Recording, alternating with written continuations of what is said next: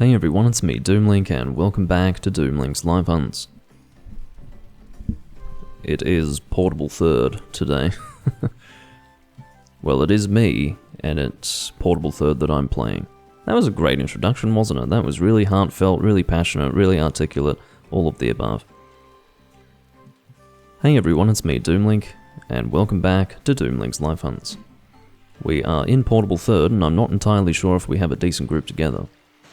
I know that we've got at least 3 people, but whether or not that's, a consistent group, I couldn't say for sure.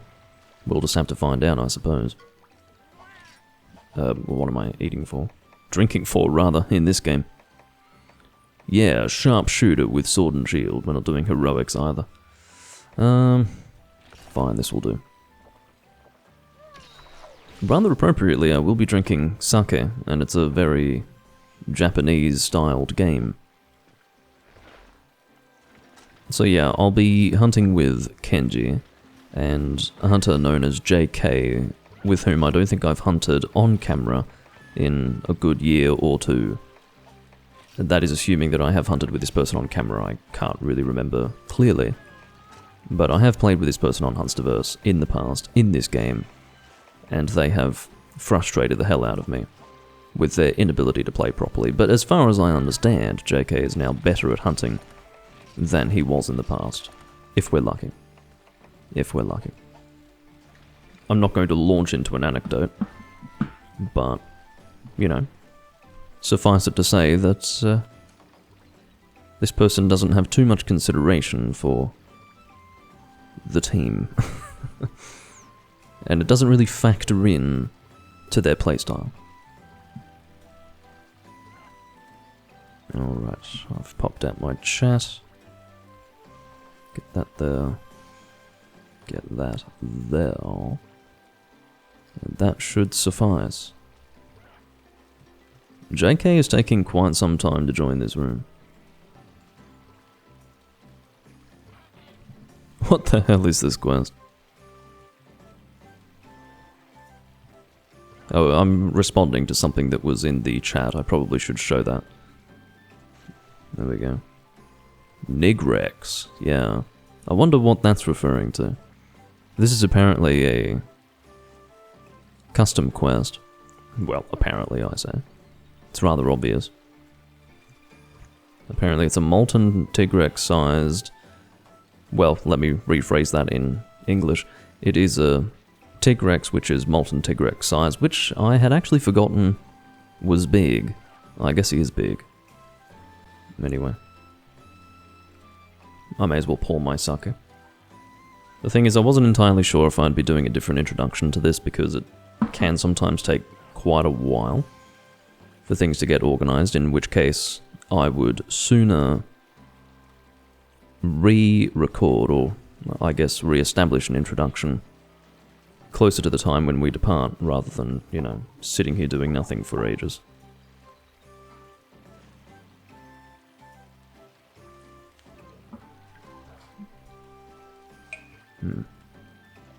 Refreshing flavor.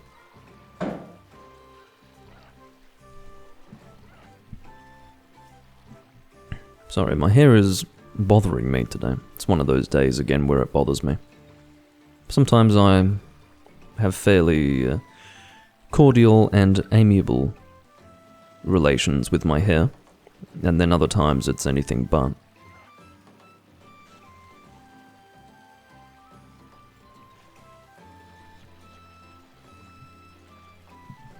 My chat is not in a good spot. That should be a little better. It has no bearing on what you're seeing. It has everything to do with my ability to read the chat. Just so that you know.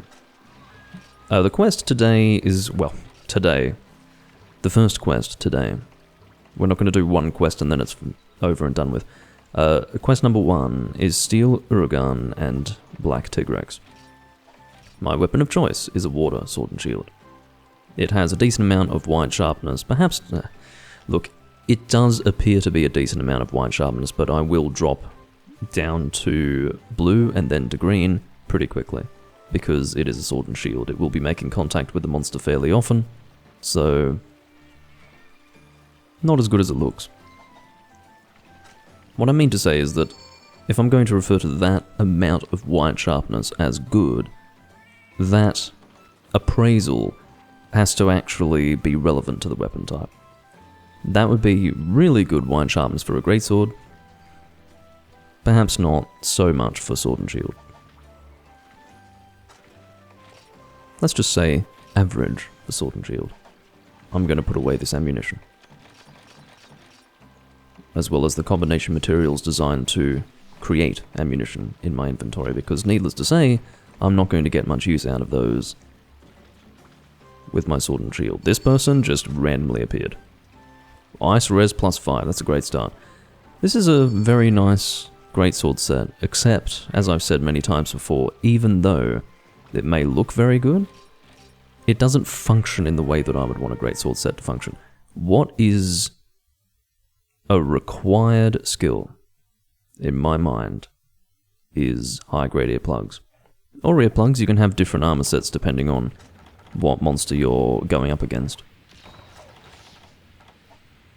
But being able to resist a roar is a really big deal for a greatsword opportunity. And it has a cumulative effect. The more the monster roars... Actually, come to think of it, what are we starting with? They're both here at the same time. Let's start with Uragan. I'm fine with that. But yeah, like, the longer the hunt goes on, the more often well, not necessarily the more often, but the more times the monster's going to be roaring, and that's just a good opportunity to take. And further opportunities can flow from there as well, so... It's just good to be able to... I don't think this is going to... Well, I'm able to shield the damage, but not the stench, unfortunately. Yeah, the Ludroth Sword and Shield is not really an exciting weapon to be using. You do feel as if you're compromising on damage a little bit, just so that you can... Or, I suppose I should be speaking in the first person here rather than the second person. I feel as if I'm compromising on damage just because I want to be dealing water damage against monsters that are weak to water. But, honestly, the damage is fine. This Sword and Shield is respectable. Although, I probably wouldn't recommend it without Sharpness +1. There are certain weapons that maybe just wouldn't be worth it without Sharpness +1, but in this case, not only am I increasing the damage of the Sword and Shield by way of Critical Eye. See what I mean about this person? Anyway. Some things never change, you know. Uses a Shelling Gunlance loadout, which is again one of the most inconsiderate ways of playing with a team. One of the most, definitely not the most. You've got pellet gunning for that, of course. But anyway, I'm not going to get caught up in that whole point of discussion.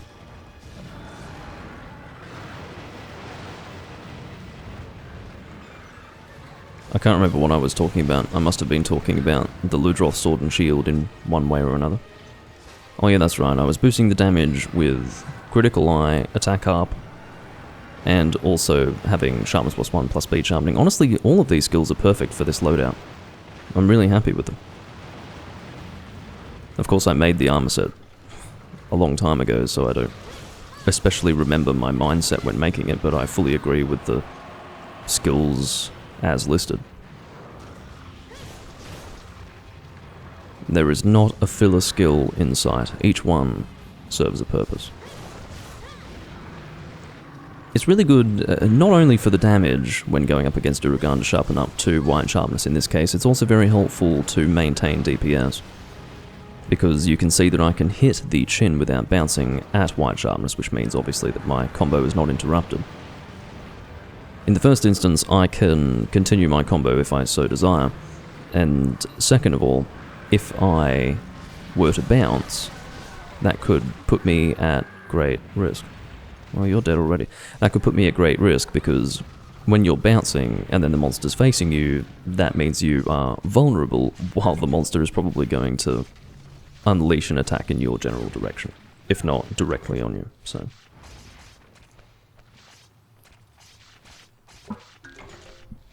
Yeah. Helpful to sharpen up. Let us Psycho Serum and pursue the Black Tigrex, who is in the location that I'm used to finding him in currently. He's up in the northern area. Well, I suppose the far northern area. To refer to it as the northern area it's a rather relative term. North compared to what? Or in reference to what? I do mean the far northern area of the map. There is technically one further north again, but you don't actually fight monsters there. Except when they are weak, of course. Like Ugnauctor. Well, he's going straight into an attack. That was a little bit dangerous. Needless to say, I brought it upon myself by aiming for the face. This is another one of those monsters which has a very frontal style of attack. He runs forwards, he pushes his rocks forwards. Although he does have an attack that hits all around him, which is his little spin on the spot attack. This particular monster is being hosted by JK, who is the blue player. The connection doesn't seem amazing, but it's also not intolerable. Again, that would be the best case scenario when playing Portable Third. Connectivity in Portable Third is just so awful that average or tolerable is about the best you can expect. Frustrating as it may be.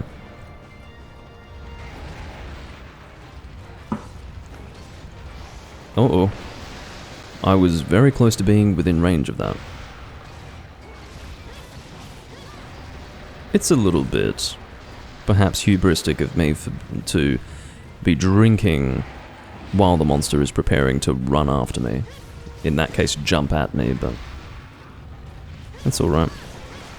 If it's something that I shouldn't be doing, I'm sure I will have a lesson forcefully taught to me. That's gonna hurt. See, that's pretty good damage. You have to understand that I have, well, I would imagine that I have pretty good defense. 421 defense at high rank. That's about what you would expect. For a max upgraded armor set, that's some pretty heavy damage that I took there. It was about a third of my health, I would say. Maybe a little less, but it looked like it could have been about a third. Very angry monster.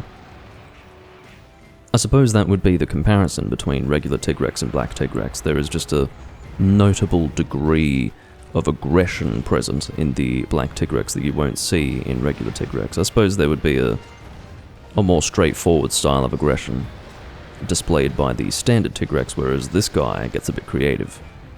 And he does just seem generally more upset. The camera shat itself there for reasons that I don't want to get into. But for anyone who understands how the camera works, it probably wouldn't be necessary for me to go into explanations about that. Oh, sometimes you can get a little bit caught by that attack, even if you're not standing at a distance from the monster. You can actually get caught in the movement of the arm.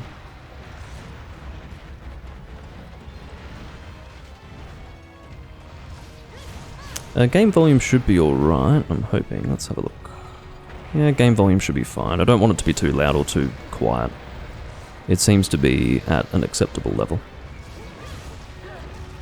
Fairly audible, but not drowning me out.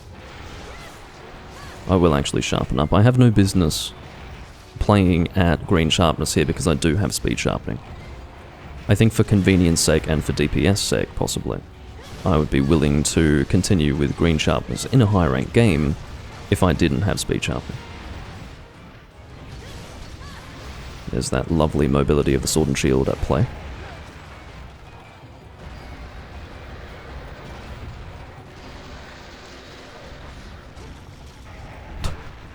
As you can see, the connection is not amazing. doesn't actually help when it comes to survivability for the hunter, when the monster is literally glitching around the frickin' location, but you have to make do with what you've got. But for those who are unaware of this fact, I am doing what's called random hunts right now, not just my random hunt series, but in live form. I'm doing a command within Hunsterverse that gives me a random high rank hunt for the team to actually undertake. And this was what was selected. I do that because it is a lot more enjoyable to have something, or perhaps even someone, decide what we're going to do, rather than me deciding for myself. Because sometimes when you make the decision on your own, you will avoid certain monsters because you're concerned, oh, maybe this won't be all that fun, or maybe I would prefer something else. You know, you start to second guess yourself when making that selection. But if it's selected for you, you don't have to worry about that. You feel this obligation to do what's selected for you, and it makes the process a little more fun, at least for me. That's how I feel about it.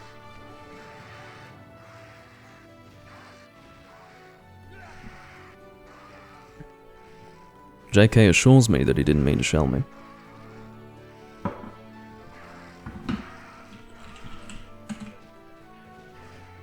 I'll respond with an infuriated cat. I realise that only plays if I am clicked onto the actual page, which is a little frustrating, but that's alright.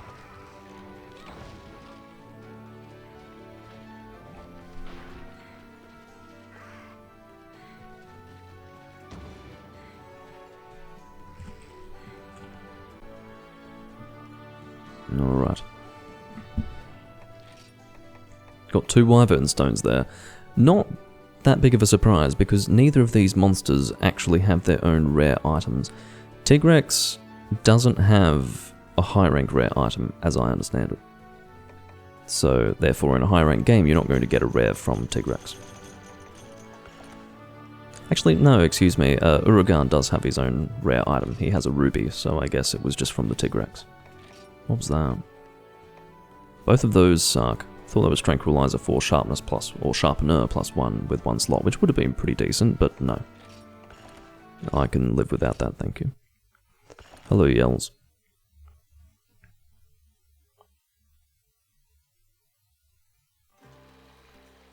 Alright, let's figure out what quest we will be doing next. Well, not really figure out. It's not for us to figure out. Lagombi and Great Baggy. Who do I feel like the game is so slow? I really don't know how to begin to answer that question.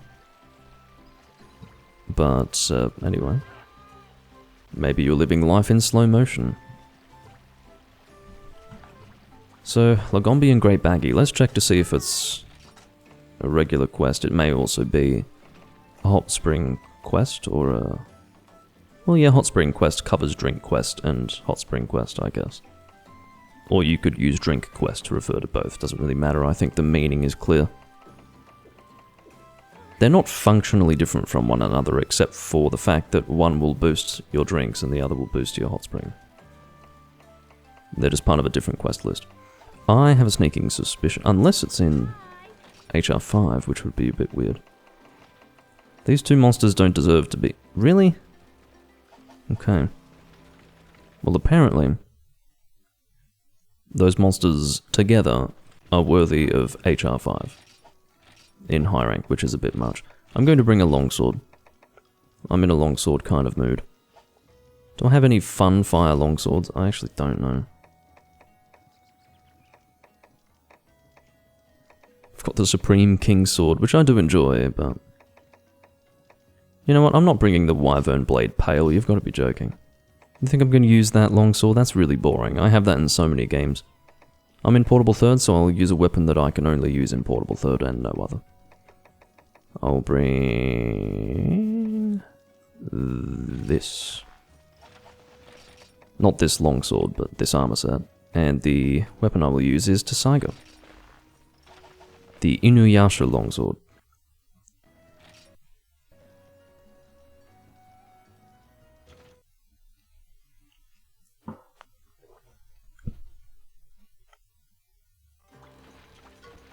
It's one of those weapons that has a different appearance when you unsheath it versus when it's sheathed. They actually did a rather similar thing with the Morales Longsword, except they did it better technically. You know how the Morales Longsword looks really thin when you have it sheathed and then you unsheath it, and it blossoms into this flaming beauty of an object. Well, this is a bit like that, but it's just a regular sword, just much fatter than it looks like it would be. I guess the scabbard is the sword equivalent of TARDIS or something, I don't know. But anyway. All Doctor Who references. Real good of you, Doomlink. But yeah, this was the Japanese version of Tenebra. For those who played Tri, I suppose you could also say those who played 3 Ultimate would know about this, but it ended up being a high rank only weapon in 3 Ultimate, so it had no fucking impact at all. Tenebra was indeed the Western version of the Inuyasha Longsword. Similar principle. The scabbard ended up being thinner than the sword itself. And I suppose technically speaking the Tenebra looked cooler. In fact, I seem to recall at the time being fairly happy with that. I preferred the Pirate J stuff to what we ended up getting. Like I preferred the Pirate J Switch Axe to Sinister Saints, I preferred the True Cutter Sword to the Lion's Bane. But Tenebra, that was better. I prefer Tenebra.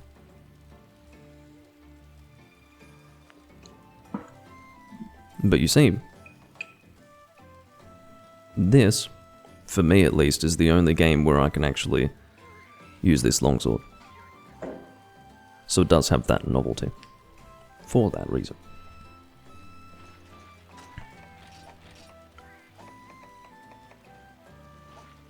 Seems that JK is using the Ugnauctor dual blades.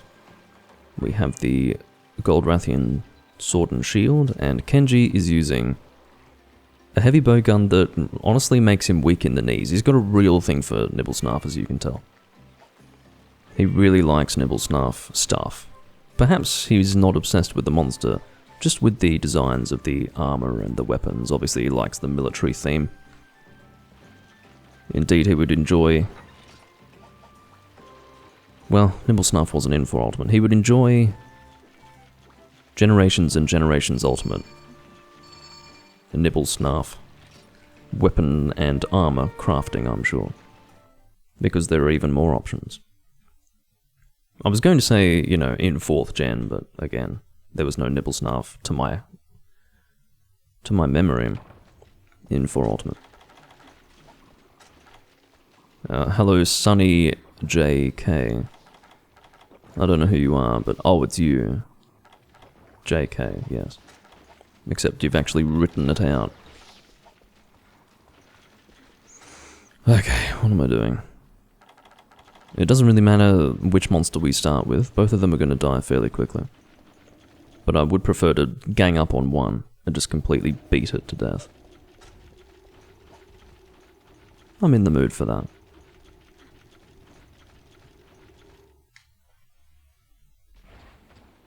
Look at him sliding around.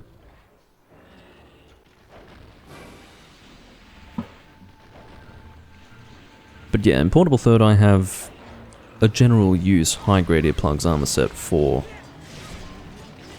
Oh, I love the sound effect of it though. Listen to how good that is. I have a general use high grade earplugs armor set for, I believe, just Longsword and Switch Axe. I treat Longsword and Switch Axe in the same way. When it comes to armor sets, I just use basic damage dealing armor sets. And I consider high grade earplugs to be a good addition to such an armor set because it's very good for DPS.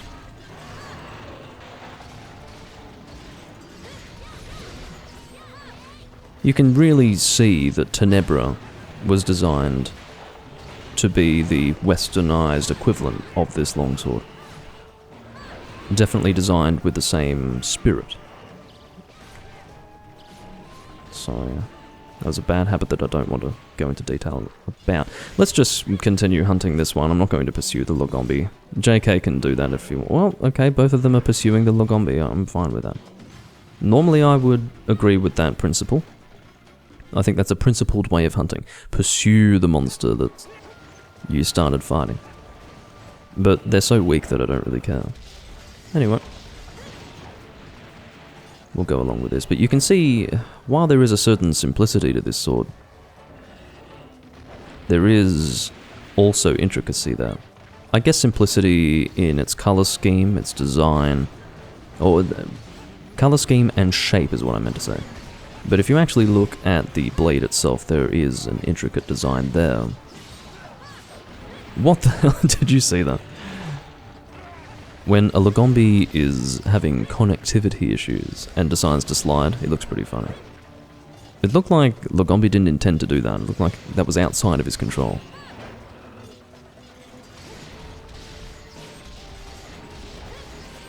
Ordinarily I would use a fire weapon, but again, I was not in the mood to use the Wyvern Blade Pale. That is, of course, the Silver Rathalos Longsword. A bit of a standard sort of weapon to use. Perfectly fine, you know, nothing wrong with the weapon. It's just a bit boring to use the same weapons in every iteration of the series. May as well use something unique, right? And that's one of the reasons why I'm nowadays opting for... Sorry for fridging. That's why nowadays I'm actually seeking to use Morales weapons more often when playing 3 Ultimate, because, you know, I can use Gold Raytheon and Silver Rathalos stuff in 3 Ultimate, but Morales not only exists in 3 Ultimate and nowhere else, but the weapon designs are so nice. They're really inspired and really unique when it comes to all the weapons in the series. Very distinct, or distinctive. Sorry for the... I guess you could call that a slurp? It wasn't really a slurp, it was... Anyway. Sorry for the noise that I made.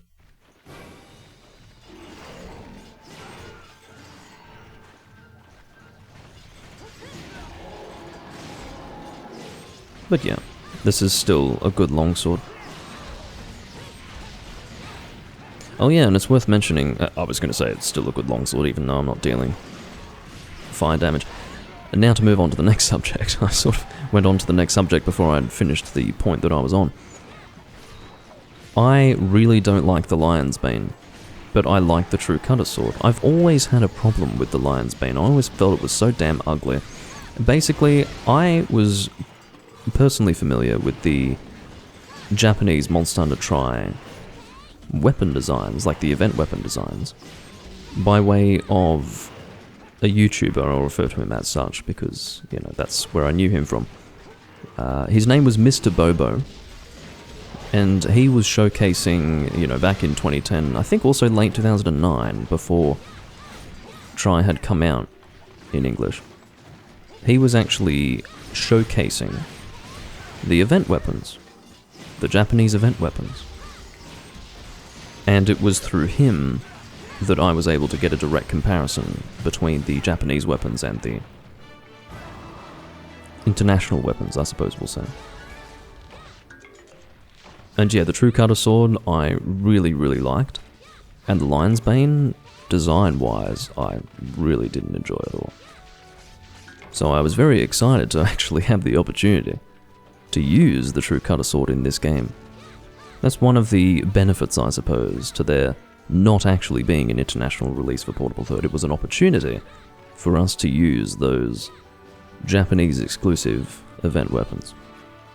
And all the Pirate J stuff, of course. And even though the True Cutter Sword has the same stats as the Lion's Bane, I'm very much more partial to that weapon than, say, Lion's Bane. These days, I use it pretty often in Monster Hunter Portable Third. And I may in fact use it in our next hunt.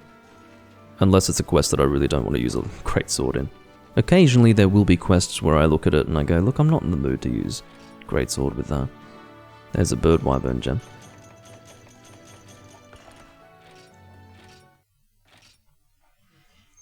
Alrighty.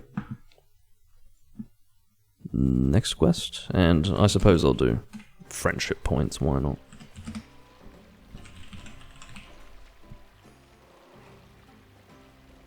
Just wait for the friendship points to come through. No. Only 3 of us were thanked there. Don't know what happened to the other guy, Lagombi. Sadly, we have just done Lagombi, so I do need to do that again. Polar Express? Are you shitting me? This is actually a custom quest.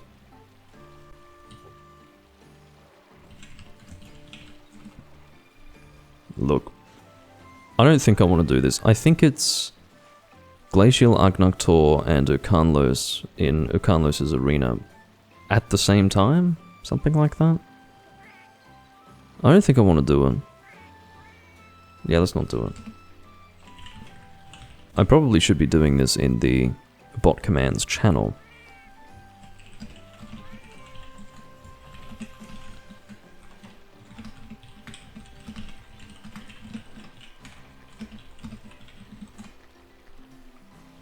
Alrighty.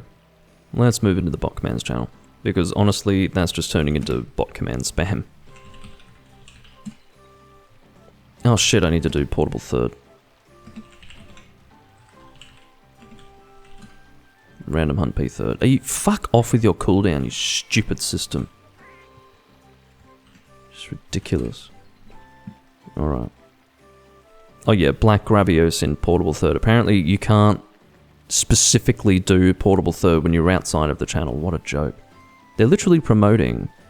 Well, I suppose I could always recommend that to Zach. I say, they're promoting blah blah blah. Well, it's Zach, and he just hasn't thought to implement the ability to choose a specific game when doing the random hunt command outside of the respective channels, so...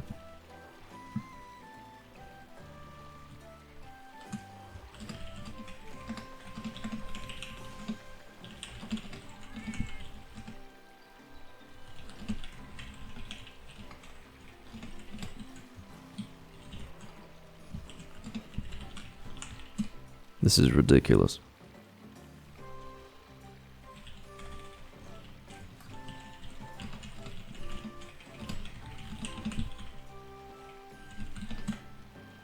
Are you witnessing this?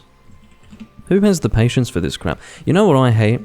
I type !C and I get this crap. I don't know when this started, but it's bad and I hate it. This is not how it used to be. And I do have video evidence to back that up. Now I get this, you know, eye rape pop-up. Maybe eye rape is a bit dramatic, but still, it's fucking ugly and it's bothersome. Please, can we get a decent one? Why? What is going on?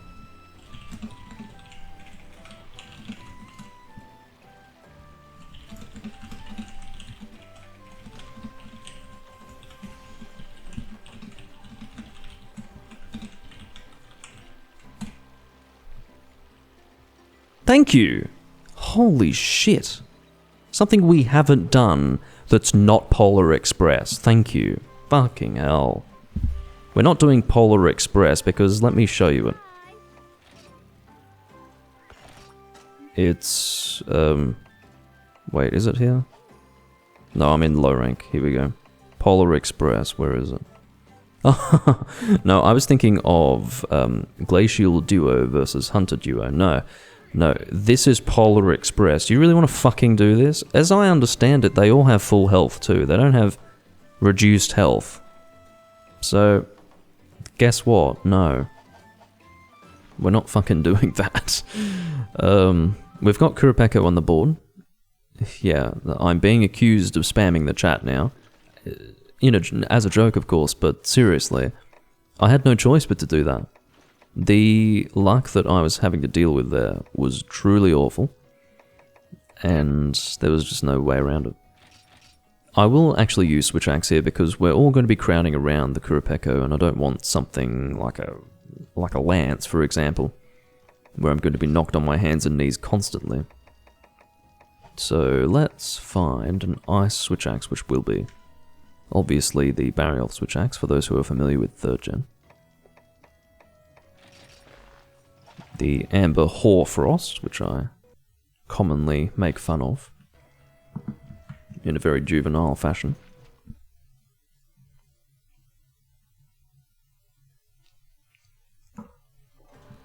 You know what, Yells?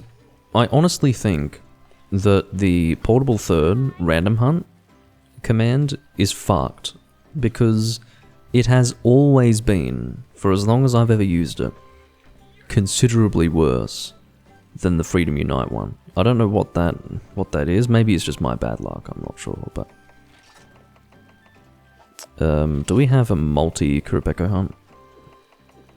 Could even have one standard, one crimson, something like that. I don't want to just do standard Kurapeko. That's a bit boring.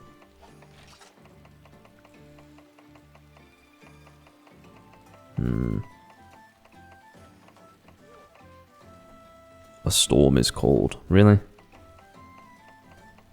Maybe I could check the... We could do mini. Do we want to do the mini one? Mini Crimson? I think Mini Crimson would be more exciting than standard Kurapeko. Let's do Mini Crimson. If I can find it. It's not this one, is it? Here we go. Oh, it's the jump one. Okay, so it's a jump event.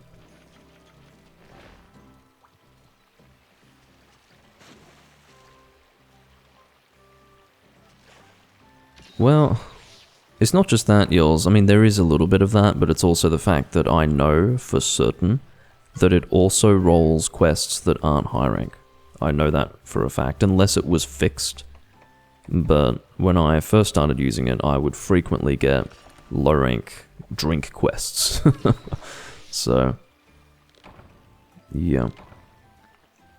It wasn't great. In fact, I have video evidence of it. As far as finding said video evidence, good luck. It's buried within many recordings, but...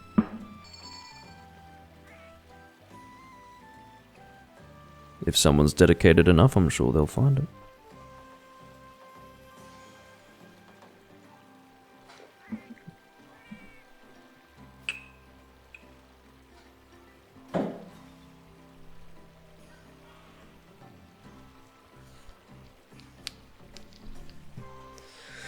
Goodness me.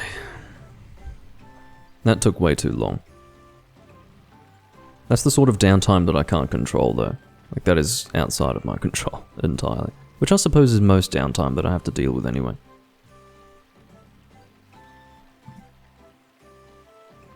Couldn't agree more with that response, JK. Couldn't fucking agree more. Seriously. That guy is Zoak. He is an absolute... He's got problems, that guy.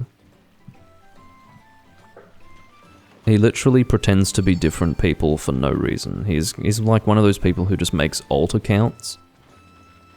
And even though literally everyone knows who his alt accounts are, he still commits to it. And it's awkward and creepy. There was a fourth person, right? Or maybe we didn't hunt with a fourth person that previous time. I don't know if we were or not. I wasn't paying attention at all.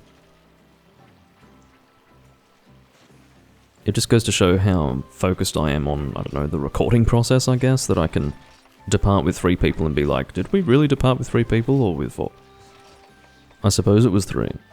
That would explain why we only got friendship points for 3 people, but... whatever, I haven't seen that 4th guy for a little while, so we're going to depart without him. If he is here and around, then... I guess I can only apologize. He hasn't made himself known to me personally, so...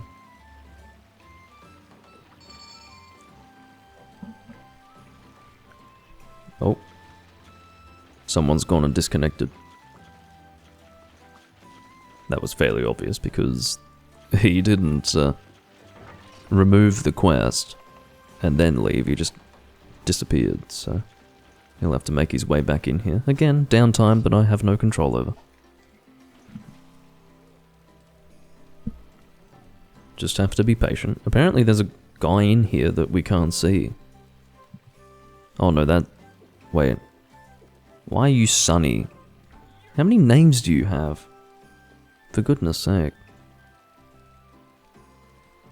You've literally got 3 different names. That's the most annoying thing. When you're trying to play with someone in Hunsterverse, and their name in Hunsterverse is different to their in-game name. Well, actually, no, your name in Hunsterverse is the same as your in-game name, but you've got a different account name and PPSSPP nickname. And it's confusing as hell, but anyway. I'll just have to live with being confused, I suppose. At least you've got the same character name as your Hunsterverse name. That really helps. Then it would just be infinitely confusing. And I have seen it where if there is any possibility whatsoever of differing names, every single name will be different. That guy joined and left so quickly that I don't know if I should be waiting for him or not. Obviously, I'm leaning on the side of not waiting for him.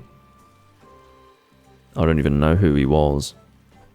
Now we've got someone else. This would be an example of a person who selected random Japanese characters in their name, which is actually what I had done back on my original... No, that was my... Not literally my original account. My original account, I'm pretty sure, was Lord Zor. But the one that I made when I wanted to remake my character, after I lost my original save, that one ended up being something stupid like Wanata Kaede or something like that. Just totally random characters. This one, as I can read it, is...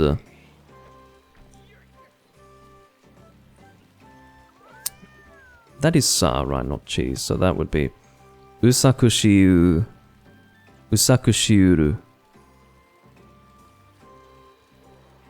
Which is not a name, it's nothing, it's just random characters.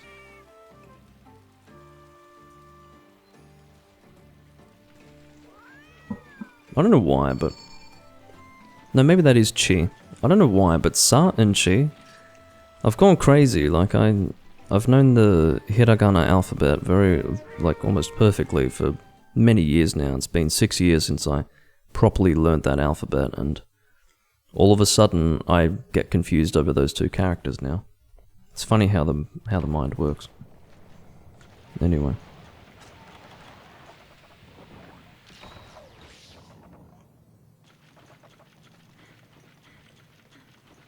What am I doing with myself? I'm going over here.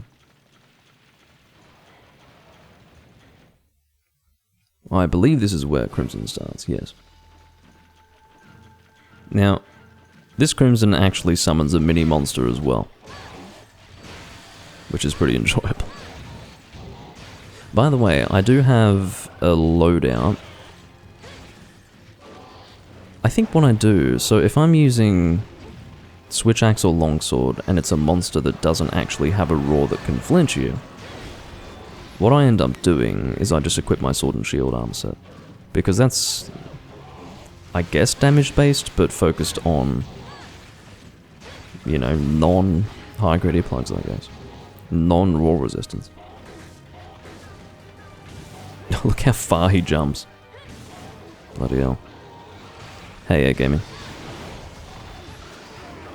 Sorry, I'm basically navigating 2 chats. I've been reading the Hunsterverse chat and also the Twitch chat.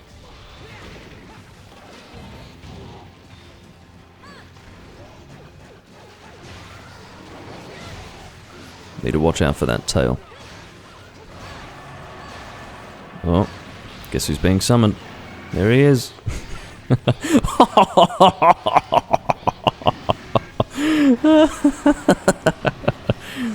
That was great. Mini Uragan spawns underneath JK and JK gets sent flying. It's a shame that the connectivity in Portable Third is so garbage because the delay on that made it a little less funny. I mean, it depends on how you look at it. You could either say that that made it more funny or a bit less funny, but I don't know. It was good nonetheless. Well, maybe... I don't know who else could have launched JK. There is no other person who could have possibly launched JK in the air. So, based on where JK was standing in relation to the spawning Uragaan, I can only conclude that that is what launched him. And that's pretty funny. Yes, A-Gaming, I did see that in the Discord chat. You will notice, if you were to read it, that I congratulated you for it. But thank you for getting me up to date on that in the Twitch chat. That was a highly effective thunder, I guess, flintstone. I don't know if you can call it a flintstone if it produces thunder. I suppose for argument's sake we'll call it flintstone. Anyway, that was an effective attack. You keep away from me.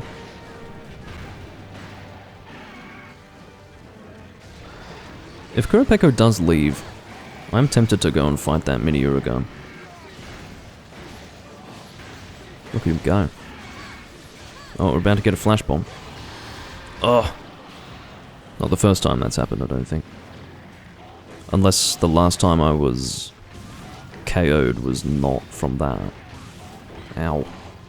In fact, it would be entirely probable that it was created by a physical impact, given that I am getting thunder blighted. Ugh.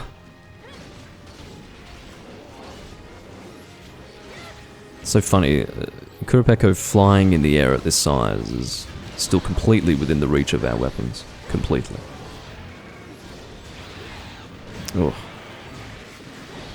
Feels almost unfair to attack him while he's flying like that. This is a bit of a beatdown. Also, it's very scary when Mini Uragaan rolls around, because he rolls, when small, at the same speed as full-sized Uragaan, so he moves fucking fast. Watch this. Of course, he's being hosted by JK, so it doesn't look as good, but still pretty funny. How about we fight Uragaan? You guys down for that? I'm down for it. I think there is a unanimous sentiment where we must kill this monster. Are you leaving? You must be leaving. It's just he's so small that he takes a while to actually... Oh! See, the range of that is pretty full on. Uragaan is a dangerous monster to fight when he's this small.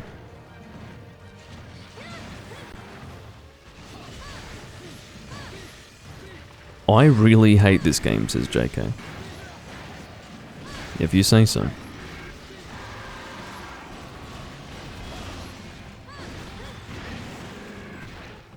I don't really like using ice against Uragaan. I would absolutely use either water or dragon.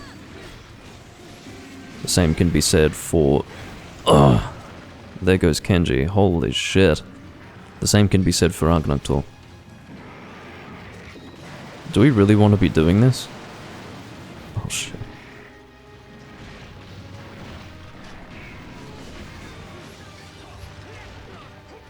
Yeah, it is funny when he walks. Because, you know, he looks like he's so deliberate in his movements, but he's not really getting anywhere. Here we go. This is scary shit, by the way. I can't even keep track of him. Where did he go? Shit.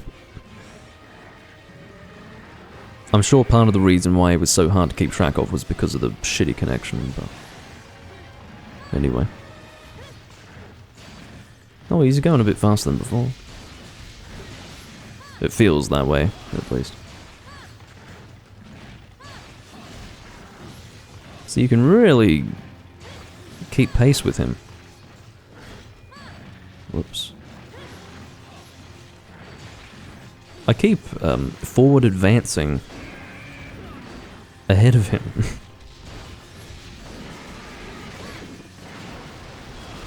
Alright, he's getting out of here. As some may have noticed even with full-size Uragaan, he does roll slower when he means to leave the area. Let's stay focused on Uragan, but I will throw this paintball. Got him in the face.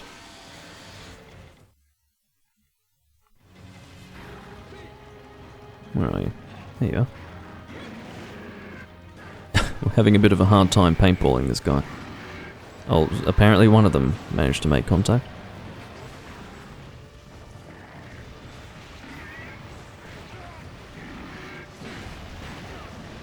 Yeah, that is a dangerous place to be standing. You've got an Uragan chin with greater range than it actually looks, and you've got some rocks that are about to explode at any moment. On account of the impacts. Ugh. Of course, this was called the Phantom Uragan back in Tri. He does, I'm pretty sure, have his own quest in this game as well, but this is more fun. If his rocks were small, then it would actually be pretty confusing. Alright, that's it. We're killing Crimson. If we're not going to fail this fucking quest, this is ridiculous. Let's fucking fight Crimson. I think we're all better prepared for Crimson anyway. Oh, got a trap down. It'd be very... Oh no, don't stop. Uragan, keep away, please. He's gonna go in. Yeah, he's gonna end up in it. Bastard. I'm not attacking Uragan. We're not expending any more of our time or effort on Uragan because it is not worth failing this fucking quest. I don't want to fail quests, okay? It's not fun. Oh my god. That was really intimidating. Just that giant leap forward into a rock explosion.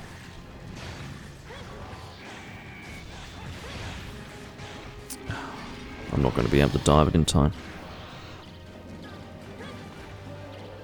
Here you go.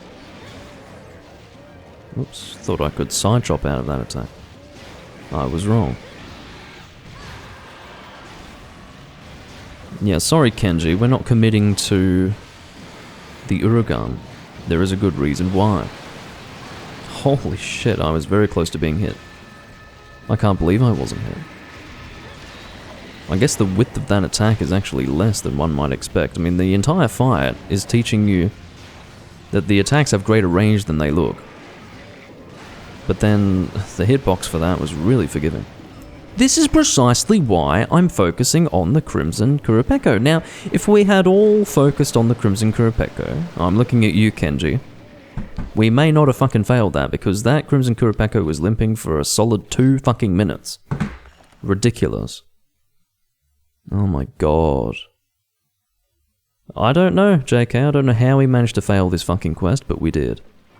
That was, you know, apparently a very dangerous thing for us to do. Go and fight the mini Uragan.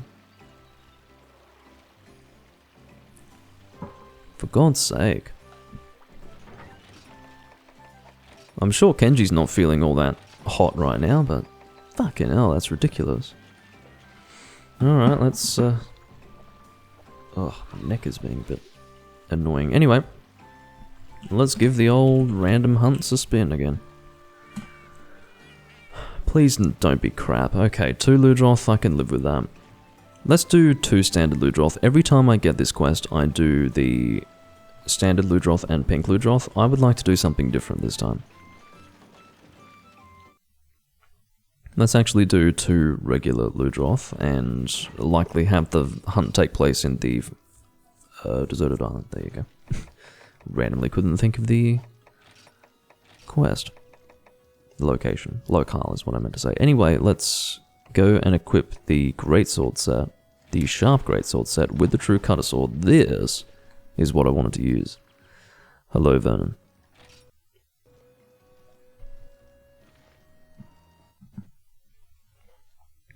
Alright.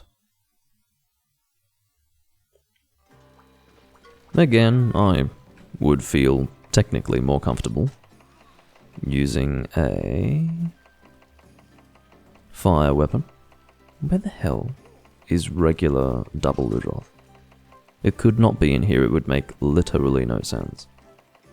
So maybe it's a hot spring quest. Let's have a look. Hot spring quest. Drink quests.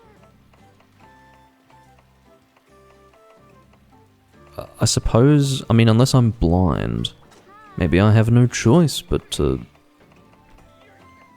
have one standard, one pink. Purple, whatever. I know it's technically purple Ludroth, but it looks pink to me. Alright, let's just do the one normal, one purple. That's fine by me. I'll live with them. Check 6. 6? No. You've recommended that as a joke. Surely.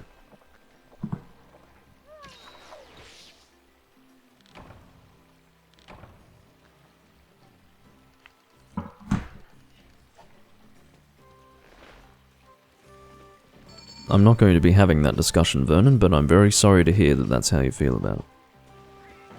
Very sorry to hear about that.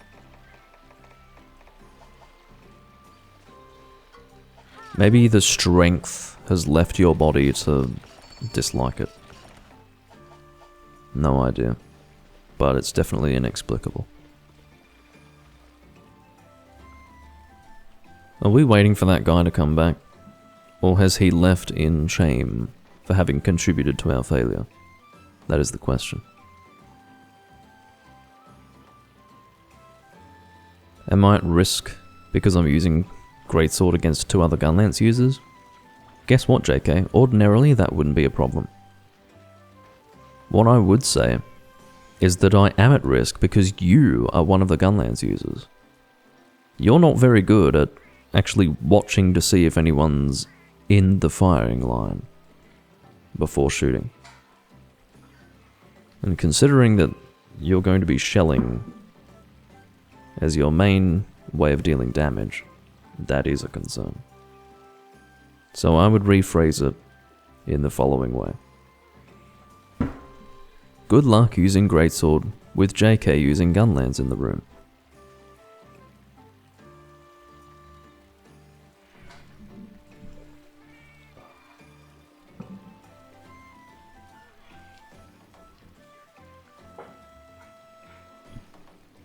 I don't think we're waiting for that guy. I waited for long enough. Sorry about the sound, by the way. That was my controller disconnecting briefly. It's because the mini USB port is a little bit faulty. A little bit. But even mini USB is an improvement upon micro USB. Technically, micro USB came after mini USB, but again, one of them lasts for longer than the other usually. But mini USB is still pretty fucking bad. Maybe not. No, it's alright. It's tolerable. Sadly missed. I do love the sound of the true cutter sword, by the way. I mention it every time I use it on camera. It's very satisfying.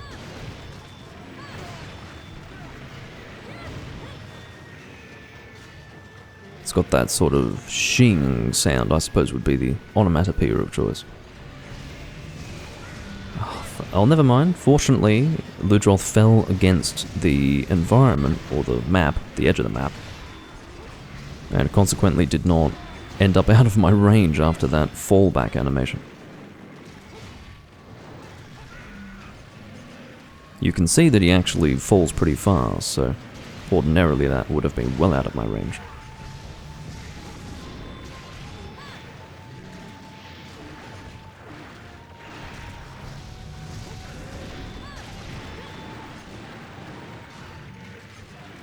I think we are at risk of having the other one invade us, so we just need to kill this one before the other one comes.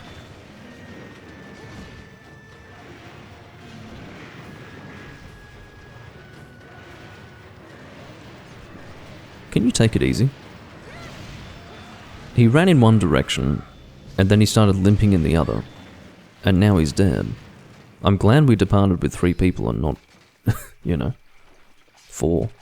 4 would have been a bit too much of a beatdown. In fact, in the recording that I did not actually save of Portable Third, well, I didn't upload it to YouTube anyway, we completely beat down these monsters. It was pretty sad, actually. I will sharpen up.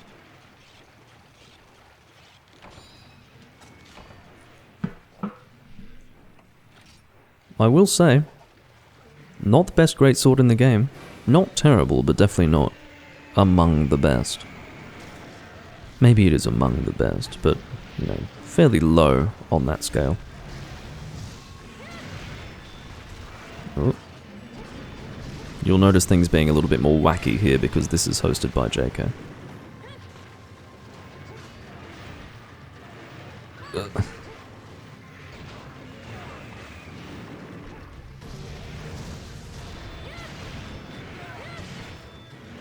See, I wanted to delay my roll there, but again, I lost my opportunity to roll at all. This is not great. This is what it means to be stun-locked by a fucking Ludroth.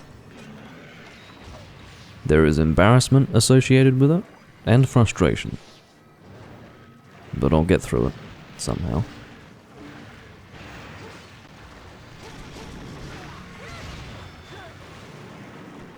So far I've been doing alright with these Gunlance people.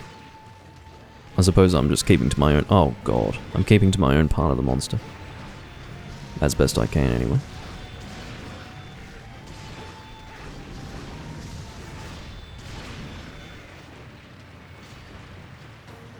I'll get a turnaround charge if I can. There you go. I'm surprised that managed to make contact with me. Maybe he's slightly shifted due to connection instability into my range. Kenji, what is going on? You don't have an excuse this time. You're using a Blade Master loadout. As a gunner, I understood that... Okay, this connection issue is really kind of concerned. Look at... You are sliding like you're on ice. Can you stop? Fucking pink monster. You must be a girl because you're pink. You know, I'm the 90s school bully.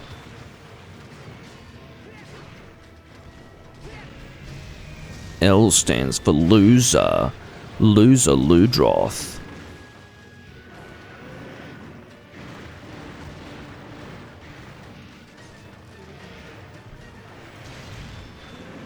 Oh god.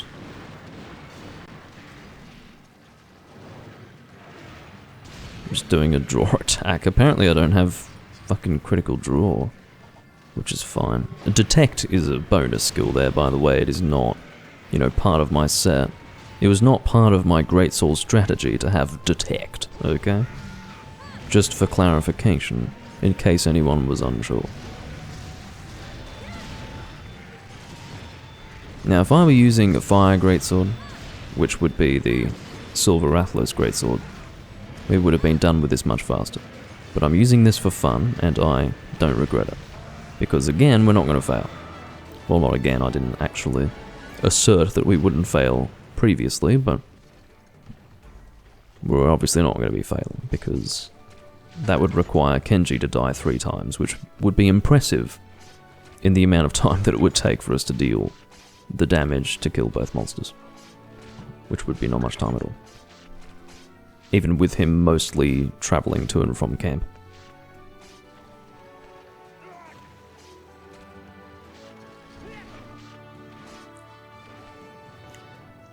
Well, I don't know if Purple Ludroth's female. I've got no idea. Thank you for the shot.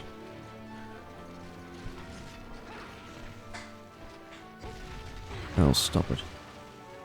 How dare you? It's strange seeing that gunlance in this game. I've never seen someone use the Tigrex gunlance in this particular game. I've seen it in Freedom Unite and Freedom 2, but not here. It's interesting.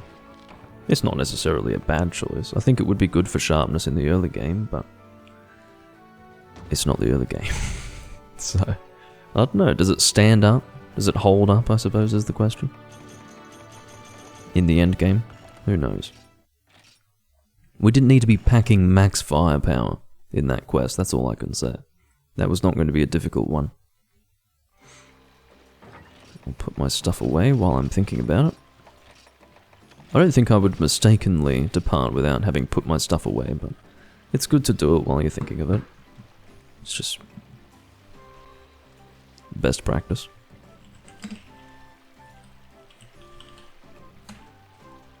Random hunt. Jen, okay. I'm happy to do that. A portable third gen Moran. Apparently JK doesn't like that. Well, guess what? I am a Jen fan.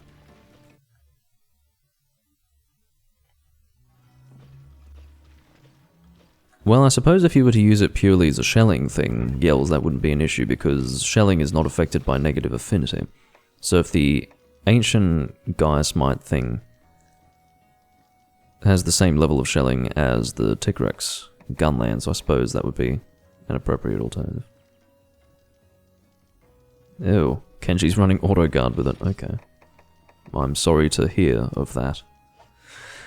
What would be fun on a Gen Moran? I'm in a lance mood all of a sudden. It just suddenly flashed into my mind that I needed to use a lance against Gen Moran.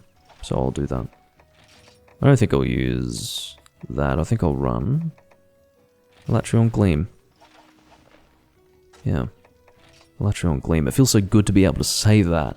You have to understand, to be able to say Elatrion Gleam. Anyway. It feels good because that's how I always refer to it in Tri, obviously, because that was a high rank game. And this is also a high rank game, so I can refer to it as the Elatrion Gleam here. Because this is the translated version. And they stuck to the Tri translations, unsurprisingly. I don't know if they originally did that.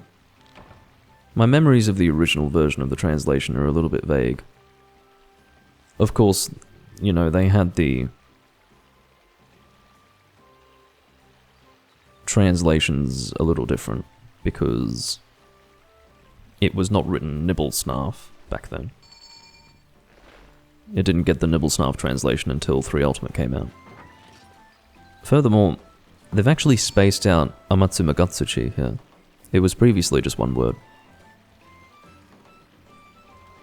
The reason why they did that was because the official translation for Yamatsukami was done that way. Same with Kushara Daura. So why have it be one word for Amatsu? They spaced it out. Alright. I'm ready for Gen Moran. Kenji is running Tigrex Gunlance. I didn't quite see what JK was using.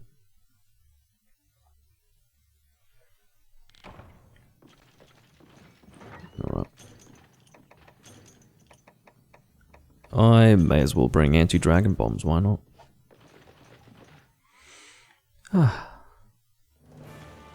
Using the Elatrion Gleam on a Gen Moran, that takes me back.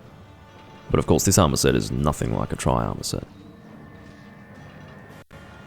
Whoop. The game sort of shat itself there. That was unrelated to connectivity and entirely related to emulation. You can see everything just looks a whole lot different here. As compared to, say, 3 Ultimate. Just the graphical style, it's all very, you know, PSP. But it's alright. It's tolerable. At least for me, I mean, it doesn't bother me. What the hell was that? I thought I just watched one of our hunters jumping off, but it must have been a Delex. And it's kind of funny.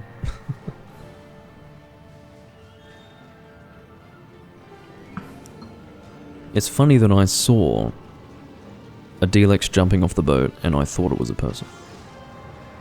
Maybe I've got some sort of problem with my eyes, or my brain, or both. I guess I just saw this black shadow falling into the sand and I thought it was a hunter.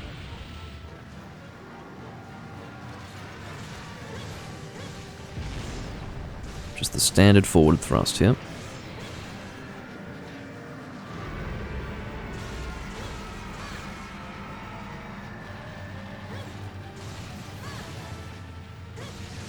Just as a matter of practice, I always aim to break both arms. I don't think it actually, particularly during the final showdown, I don't think that the arms are necessarily all that weak, but it just feels good to break them. It feels like you're progressing in some way through the hunt.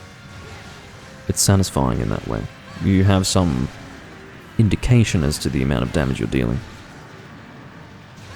as displayed by how quickly, or as demonstrated by how quickly you break the arms, or the back holes. I don't know how to refer to these. These are weak points though. There you go, there's one broken. That was pretty quick. Like, really quick. I'll continue with blue sharpness here just for the sake of DPS.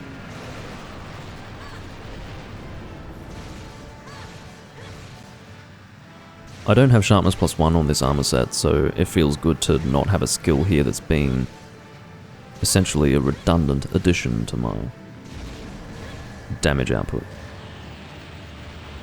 Oh, come on.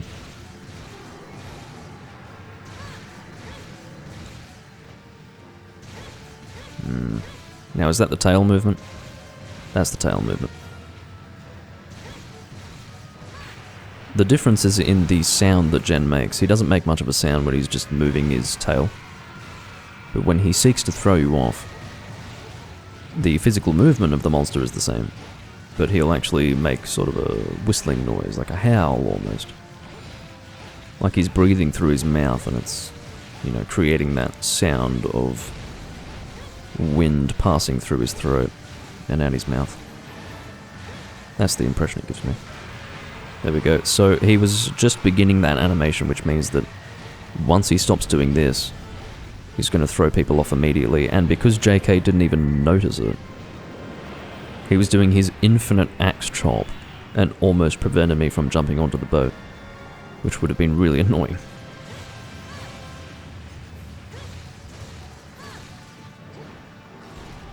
Are you fucking serious? How stupid are you, man? I think the fact that he just stopped moving briefly was some sort of physical recognition of the fact that he did not mean to do that and that he was sorry. I think both were expressed in that movement, and if that is true, then thank God for that.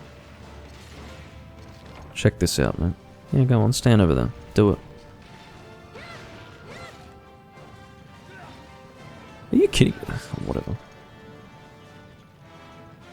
I don't have time to deal with you anyway. Look, he's trying to shoot me back. You have the fucking gall to shoot me back when I'm trying to get even with you? You prick. He's trying to shoot me back. You shit stain. Alright. Well, if someone can bind if they want, I don't know who is the binder, I don't especially care. Because even if Jen hits the boat, it doesn't matter. I'd like to hit the tusk as it moves. Well, that worked fine. I didn't hit the tusk, I just wanted to hit something. I guess the tusk was what I was expecting to be within range, but if it ends up hitting the body behind, then that's great. Because I want to hit them all. Okay, well, if you want to do that.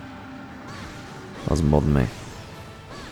Don't you fucking shell, okay? If you shell, you know what's gonna happen. He doesn't give a shit, this guy. He doesn't give a shit. He's not concerned whatsoever by the possibility that he's going to hit me off. It's already happened once, and he has learnt nothing. He cares not one iota. He's like, well, I'm just playing the game. You stay out of my way. I'm playing the game. Asshole. JK fell off.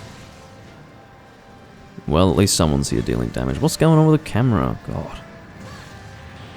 Yeah, the camera is a bit wacky here in Portable Third. It's the PSP. It's doing its best. Hello, potato.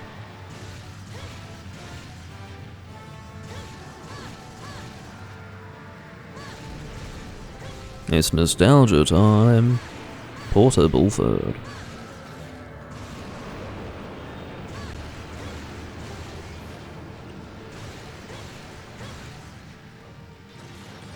It always does, I suppose, spin me out when I think that so many people play Portable Third without that nostalgia attached to it. For me, every time I play Portable Third, you know, I remember the memories of playing it when it came out, and they are such fond memories because it's back when I was playing Tri regularly, and so many other things in my gaming life were, you know, going on, and it was good fun. I don't care, Potato. I don't care. Don't inform me of that. Anyone who would care already knows, and I obviously don't care, so stop telling me these things. God. My life would be better if Rise didn't exist, so stop updating me on that shit. Clearly I don't want to know.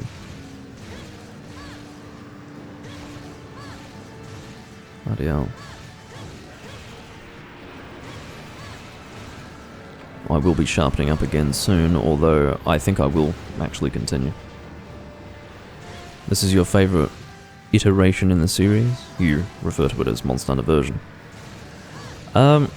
Look, a lot of people have an issue with Portable Third, and I get it. It's a long discussion, but yeah, I think Portable Third has a lot of spirit. I was really trying to shield that, and the Deluxe was not having any of it. Well, yeah, Potato, it depends on how you look at it. For me, the game that I enjoyed the most was Tri, but I wouldn't even begin to suggest that Tri was the best game in the series, so there you go. Well, that would be one of the issues, Lulu. It's the fact that the content level is so much less than Monster Hunter Freedom Unite. And really, this is what it was being compared to. Not so much for me, I was comparing it to Tri, and this was a big step up in content from Tri. But, this was on the PSP, and you compare this to, even to be honest, Freedom 2, I mean, I don't know, I think Freedom 2 had more content than this, but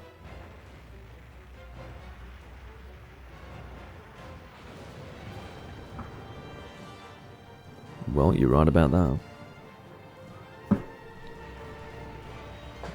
But I don't want to get on that discussion.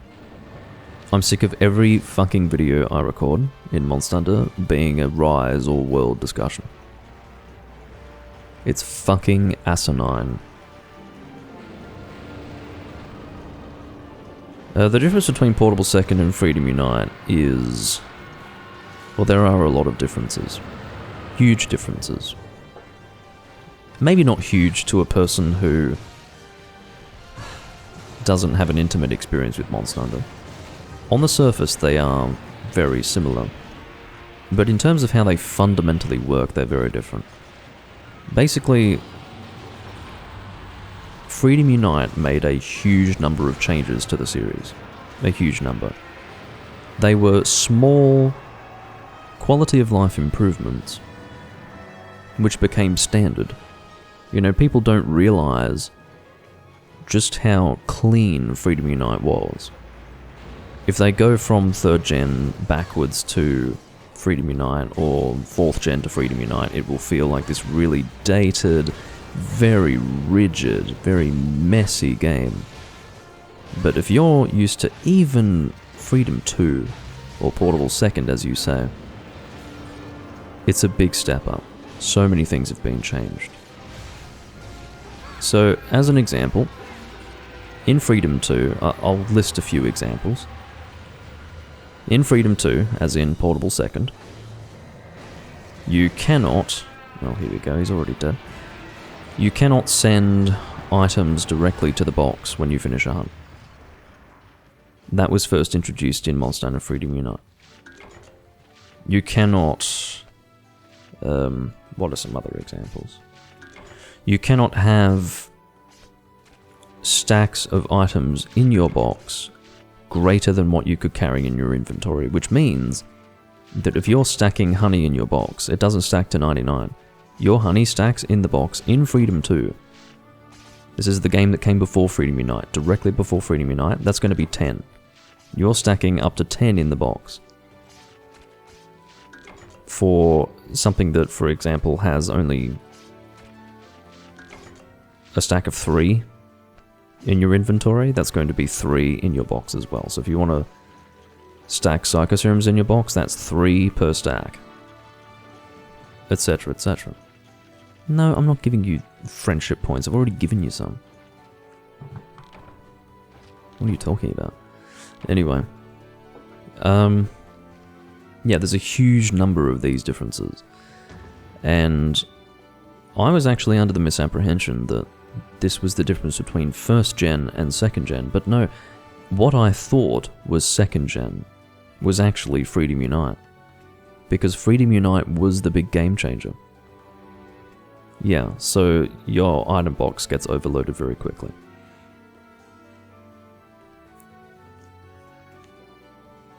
There's a huge number of differences. In fact, I'll go through some of them. Because while Arx was going through Freedom 2, he had the presence of mind to actually document every change that he noticed from Freedom 2 to Freedom Unite. And there's a huge number of them. So, let's have a look. The Armosphere icon didn't exist before Monster Hunter Freedom Unite. It actually used the ruby icon, as well as that, you know, there's lots of tiny changes. Crag shots can't KO monsters.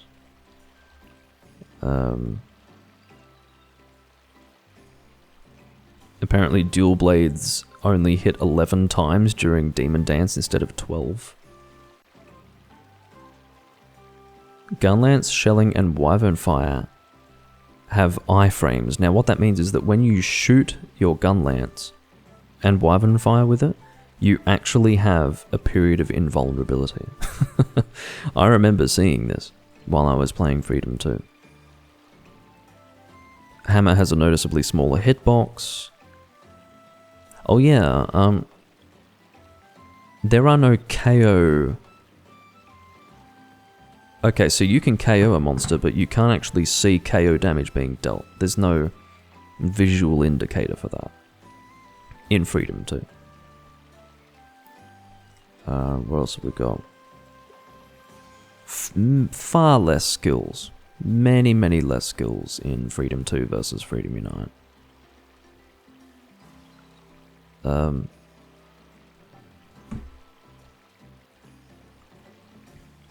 Monster changes. Monster AI changes, not just, you know, visual changes, but AI changes as well.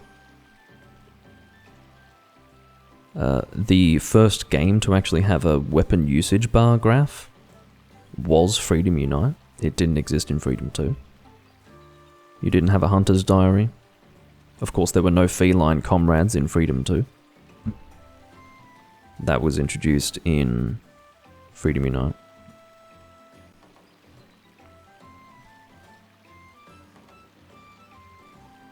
You can't actually hold the X button to combine. You have to do it individually, like one at a time. Can't actually hold the button down. Like there's basically a huge list like that exists.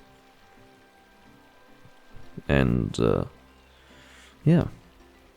Very, very different game. When you actually accumulate all of the differences, you realize that Freedom 2 is a totally different experience. And that's if you're just looking at it from the outside. If you actually play it, you'll feel it. You'll feel the differences. It's just that when you actually look at screenshots of the game, for example, they do look like the same game. They actually do look the same.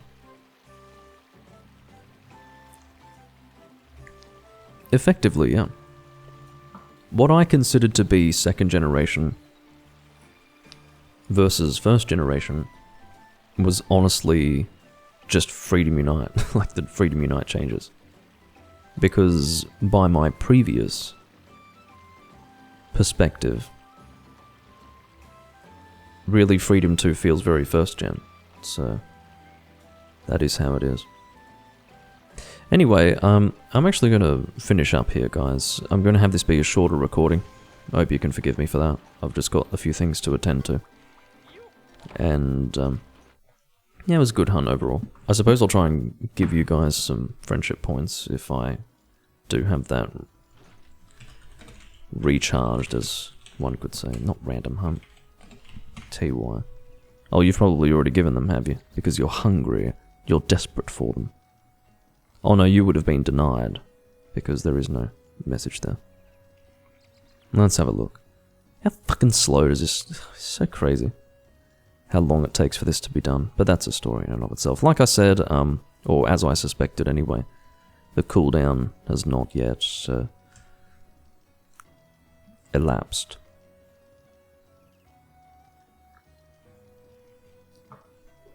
Alright. That's going to be it, everyone. I do thank you all for watching, and I'll see you next time I'm playing Monster Hunter Portable 3rd. Well, perhaps not this exact game, but I'll see you when I'm next playing Monster Hunter, and I bid you all farewell for now. Bye-bye.